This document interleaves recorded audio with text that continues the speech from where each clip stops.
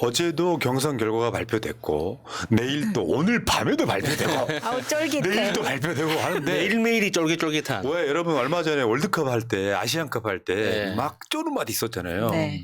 민주당 공천 너무 재밌어. 근데 이거 한번 보셔야 돼요. 내가 이 분석을 해드리겠지만 진짜 민주당 공천은 이번 민주당 압승에 신호가 오고 있는 거예요. 네, 네. 자 봅시다 지금부터. 야, 진짜 놀랐습니다. 어제 가장 충격적이었던 건 광명을의 예. 김남희 후보가 이긴 겁니다. 진짜 양기대만큼 놀라진 않았을 테지만 누구든지 제일 놀란 사람은 아마 양기대 아니겠습니까? 근데 진짜 놀랐습니다. 야, 우리 지금 민주당 당원들 진짜 대단한 사람들이다. 쉽게 표현하면 양기대는요 광명의 성주예요. 그러니까 광명시장을 2번을 하고 지금 국회의원을 지금 2번째 하고 있는 건데. 두 번째 하려고 하는 거죠. 야, 그렇죠. 하려고 했던 건데. 야, 그 사람을 이렇게 회초리를 든 거잖아요. 네. 광명시 진짜. 당원들과 시민들이 진짜 대단합니다. 너무너무 대단한 거예요. 제일 놀랐습니다, 저는. 자 그리고 밑에 청주 서원에서는 현역 이장섭 의원이 이광희 전 충북도의원한테 졌습니다. 여기도 충격이었어요. 충격이죠, 충격. 왜냐하면 현역 이장섭을 처음 봤어.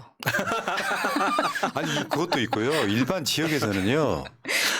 도의원하고 현역 국회의원하고 레벨이 다릅니다. 그렇죠. 저걸 이겨내는 거죠 지금 이광희 후보가.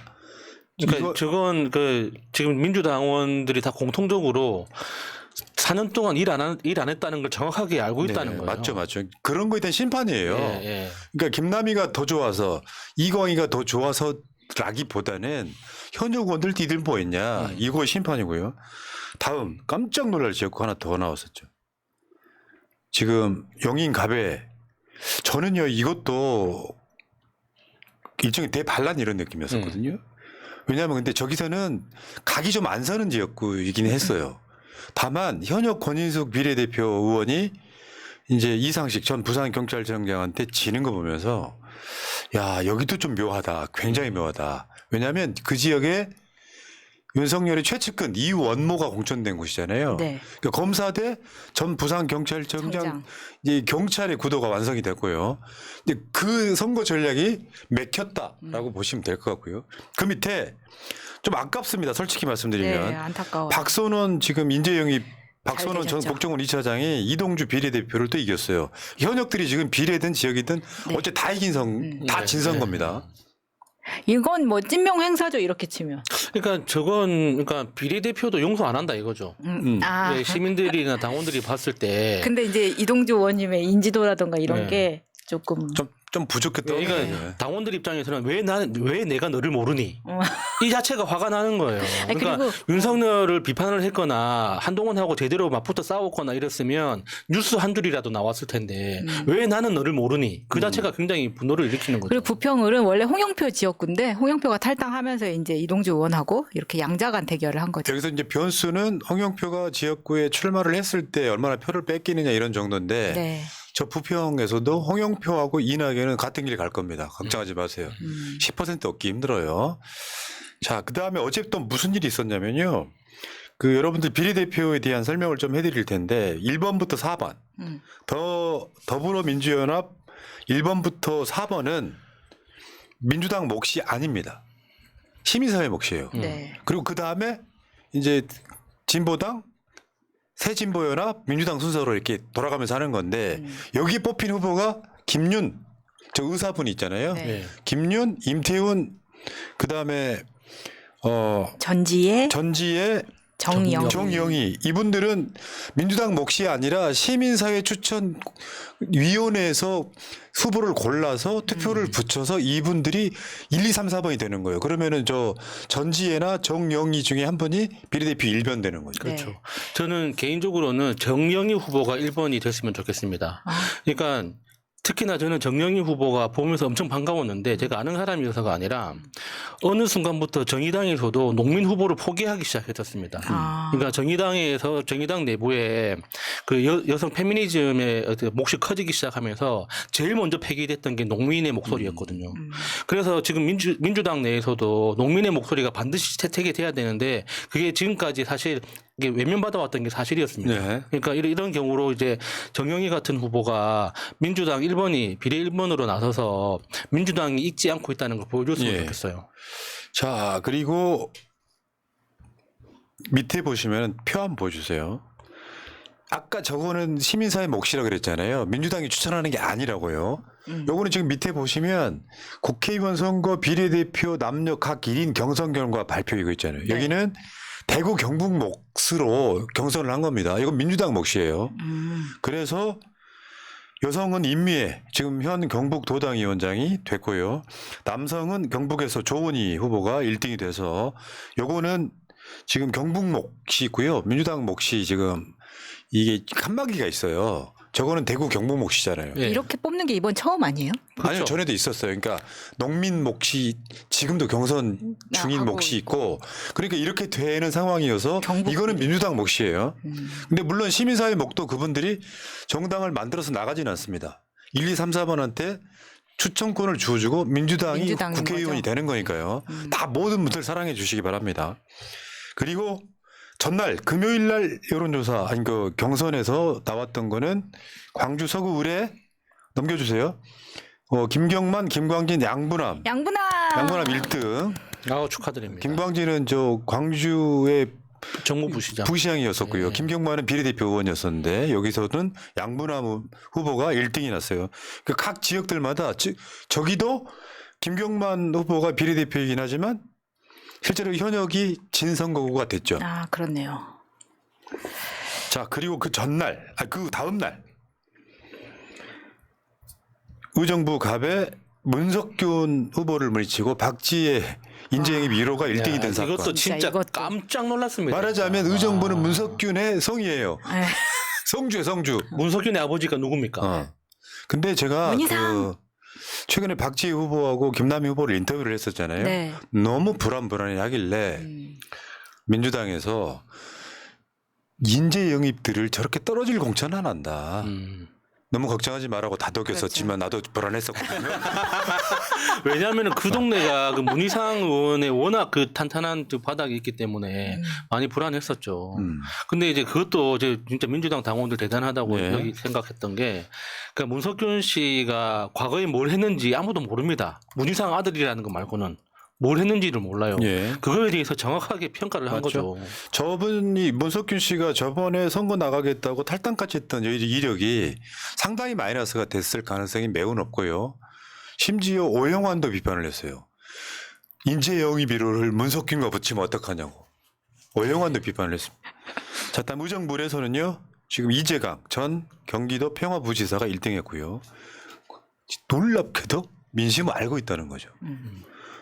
그다음에 용인정 여기서는 이제 이현주 후보가 1등을 했는데 이현욱 후보가 굉장히 아쉽게 됐고요. 네, 많이들 아쉽고. 왜냐하면 이현욱 후보는 문재인 대표 때 8년 전에 민주당 인재 영입 1호였습니다. 아이고. 근데 그때 분당에 나가려고 했는데 저 그 게임사 대표 김병관. 김병관이 전략 공천되면서 아웃됐었고요. 아이고. 2년 후에 성남시장 선거 나가려고 했는데 은수미 예. 단수 공천되면서 아웃됐어. 이번에 또 그냥 이현주 후보가 여기 전략 경선만 되지 않았으면 이현욱이 되는 상황이었고요. 그렇죠. 아, 진짜. 그러니까 저런 거 보면 이제 팔자라는 게 있나 싶은 생각도 듭니다. 예. 진짜 이현욱 의원 진짜 너무 더 거군할 것 같아요. 큰 기회가 오기를 희망합니다. 그리고 이제 그 이낙연의 그녀 박성민은 아주 그냥 아웃됐고요. 그다음에 충북 청원시 창원구 그러니까 청원구는 이제 송재봉 후보가 이게 좀 아깝습니다. 신영환 후보가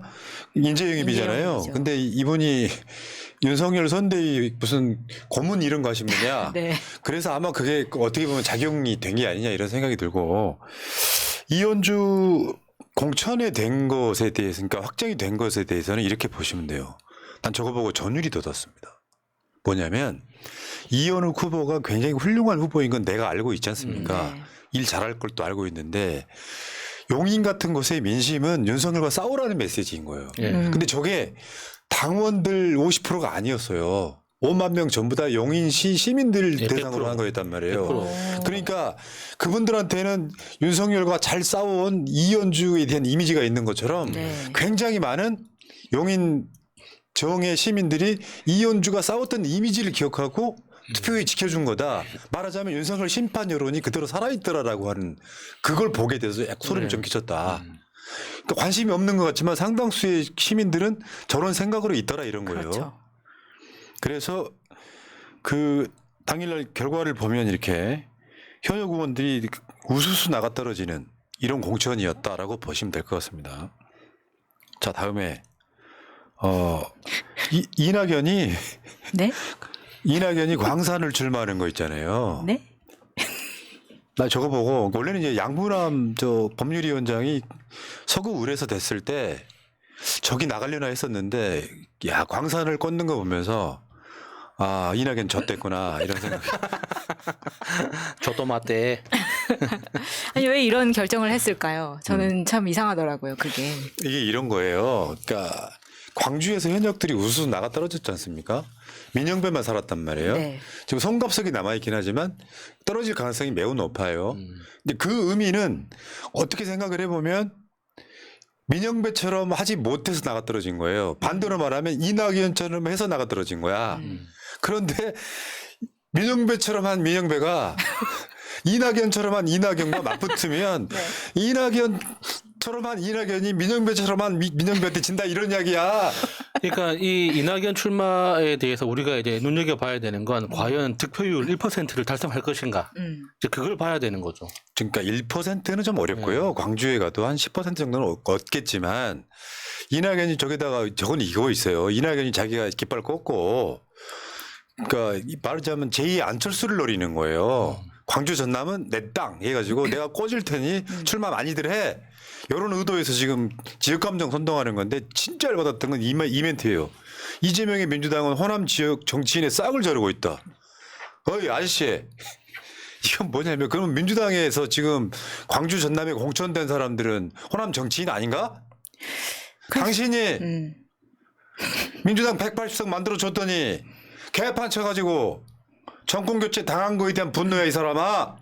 아니 싹은 누가 자르는지 모르겠어요. 그러니까 광주에서 경선 통과해서 당선만 되면은 2선, 3선 갈 줄 알고 당선되자마자 열심히 안 했으니까 민영배 의원님 같은 결과를 맞지 못하는 거 아닙니까? 네. 그런데 처음에 이제 고민을 했다 그랬잖아요. 서구 의뢰 양양자 지역구였던 지금은 이제 용인으로 가버렸지만 그리고 지금의 광산을을 고민을 하겠다고 했었는데 양양자가 가지고 있는 조직이 서구 의뢰 많이 남아있지 않았을 걸로 생각이 됐습니다. 그래서 서구 의뢰 더 쉬워 보였겠지만 본인한테는 지금 이야기를 들어보니까 그 광산을에서 여론조사 한번 안 돌려봤다는 거예요. 그럼 무슨 자신감으로 가는 거냐. 근데 자기가 봤을 때 민영배의 그 비토 여론이 높다. 근데 그 비토 여론이 높다는 말은 어디서 들었을까를 생각해 봤더니 저기 저 지역구에서 민영배 의원과 경선을 이제 다투었던 이시종이라는 사람이 있어요. 박시종이 시종이 있어요. 아무튼.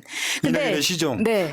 근데 그분이 이제 하는 이야기 때문에 저런 결과를 지금 도출해낸 게 아닌가라는 생각이 들어서 그 똥파리 말만 듣고 힙합 모자 쓰고 막 춤추던 그 모습 그대로 여전히 그대로. 굉장히 편향된 여론을 가지고 지금 결정을 한 게 아닌가. 이게 3인 경선이었잖아요. 이 마지막 경선이. 근데 1차에서 이민영배 의원이 과반을 넘겼는데요. 그러니까요. 제가 대충 들은 숫자는 말씀드릴 수가 없어요. 공식적으로는 다 뇌피셜이 있을 테니까 압도적이었습니다. 그러니까 두 사람이 단일화를 하면 민영배 의원을 이길 수 있을 거라고 생각하는 착각입니다. 착각. 대개 보면 자기들 개인들 표가 좀 있고 근데 박시종의 그 조직을 이용해서 뭔가 해보겠다라고 하는 얄팍함.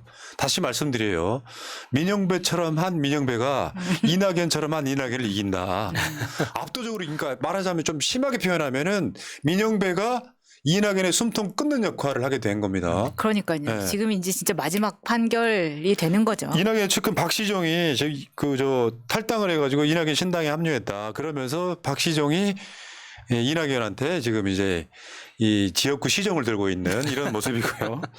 사실 민영배 의원은 칭찬할 수밖에 없는 게 민영배 의원도 문재인 정부의 청와대 비서관 출신입니다. 그런데 그때 저게 지금 나온 메시지가 2021년 1월 13일 날입니다. 이낙연의 민낙연의 미련 버렸다. 이재명 지지 선언하고 문재인 정부 비서관 중에 제일 먼저 이재명 대표의 손을 들어준 사람인데 저게 무슨 이야기냐면요. 박근혜, 이명박 사면 이런 것들이 된 이야기예요. 예. 네. 그때 이제 우리가 사면발이라고 많이 놀리기도 했었지만, 그러니까 이낙연 당시 그러니까 대표가 태도가 너무 안 좋았잖아요. 그러니까 기본적으로 경선에 대해 임하는 태도, 그리고 경선이 끝났을 때 그것에 대해서 그러니까는 받아들이는 태도 자체가 너무 안 좋았기 때문에 민영배 의원으로서는 굉장히 합리적인 선택을 할 수밖에 없었죠. 저런 사람한테 어떻게 기대를 걸고 갈 수 있느냐. 그런데 이제 광산구청장을 지내고 민주당의 국회의원이 된 사람으로서 네, 호남의 대표적인 정치인이 이낙연이었었기 때문에 저 때는 민영배 의원의 저런 결정이 다른 국회의원들이 결정하기 전이었기 때문에 굉장히 튀었었고 저 때부터 탈출이 시작된 거 아니냐라는 생각이 들었는데 저렇게 매치가 되니까 사실 제가 봤을 때는 광산을이 민영배 의원이 지금 광주에서는 가장 어려운 지역구란 말이에요. 민영배 의원을 이기는 데는. 그래서 거기를 선택한 이유가 제가 늘 드는 예시지만 서울대 시험을 치는 거는 본인 누구나 칠 수 있습니다. 근데 내가 서울대 시험 떨어졌어. 그래서 나 그냥 대학 안 갔잖아. 지금 그런 거랑 똑같은 거예요. 나 서울대 시험 친 사람이야. 나 민영배랑 광산을에서 붙어본 사람이야. 여기까지가 이제 네. 이낙연이라는 그런 큰 정치인의 말로가 이렇게 끝나는 거 아닌가. 이낙연 씨 대선 때 뭐 하라고 그러셨어요? 경선할 때? 더 이상 출마하지 않는다. 국회의원직도 출마하지 않는다 그랬잖아요. 입만 열면 거짓말이에요. 그리고 당신들의 정당의 스탠스가 반민주, 반명이 돼버렸잖아요. 10년이 된 거예요. EJ라고. 근데 그런 과정에서 보면은 이낙연이라고 하는 사람은 사실 노욕을 부리다가 민주당 역사의 가장 흑역사로 남을 가능성이 높은데 이런 측면도 있는 거예요. 호남 사람들은 민영배를 우리 지역의 대표 선수로 보고 있는 거예요. 초선이지만. 근데 지금 문재인 정부에서 국무총리하고 당대표까지 지낸 이낙연을 그전에는 도지사까지 했었죠. 민영배가 날릴 수 있는 저로의 기회가 온 거예요. 사실은 민주당을 대표하는 정치인이 민영배냐 아니면 이낙연이냐를 결정하는 굉장히 일생일퇴의 혈전일 텐데 저는 최대 한 15% 얻을 가능성이 있다고 봅니다. 선동 조직이 왜냐하면 똥파리들이 엄청 모여들 거 아니야. 맞아요. 네, 그런 점이 좀. 그렇지만 15%로는 민영배를 못 이기겠죠. 여기까지 하고요. 민영배 화이팅! 세상 물정도 모르는 사람들이 무슨 정치를 하겠다고. 이준석한테 까인 사람이 이제 오다가 굴러서 광산을까지 가는 참 모양 빠지는 짓을 하고 있다. 자, 여기까지. 예.